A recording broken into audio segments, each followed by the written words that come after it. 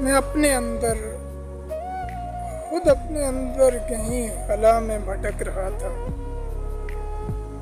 کوئی تجسس کوئی تخیل نہیں تھا مجھ میں ایک سیاح زندگی تھا جو زندگی کی آواز لے کر زمین کے دامن میں آ بسا تھا.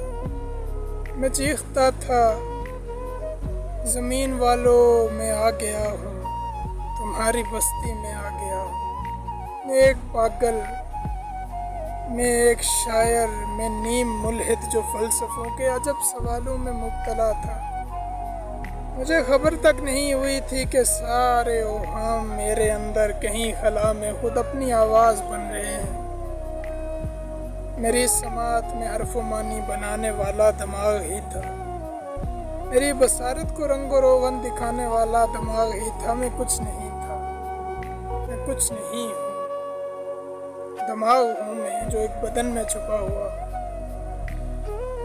سماعتوں میں جو زندگی کی یہ کچھ صدائیں چہک رہی ہیں، بصارتوں میں جو خوشبوؤں کی یہ کچھ ہوائیں مہک رہی ہیں. یہ سب بھی عقل و خرد کی پیشہ وری ہوئی ہے، وگرنہ دنیا تو اپنے اندر بہت سیاہ ہے. یہ سب فنا ہے، بس ایک خدا ہے یہاں اور کیا ہے.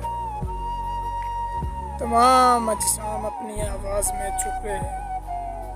کوئی پرندہ، کوئی درندہ یا کوئی زندہ حیاتیاتی لباس پہنے چہک رہا ہے، مہک رہا ہے.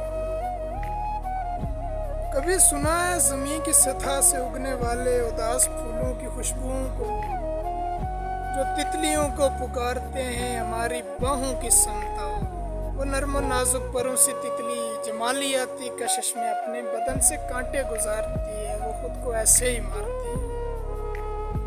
کبھی سنا ہے وہ دور گاؤں کا ایک لڑکا جو شہر جا کر تمام راتوں کو جاگتا ہے کہ 4 پیسے کمائے اور پھر نظام دنیا چلائے، لیکن نہ چین شب کو نہ نیند دم بھر.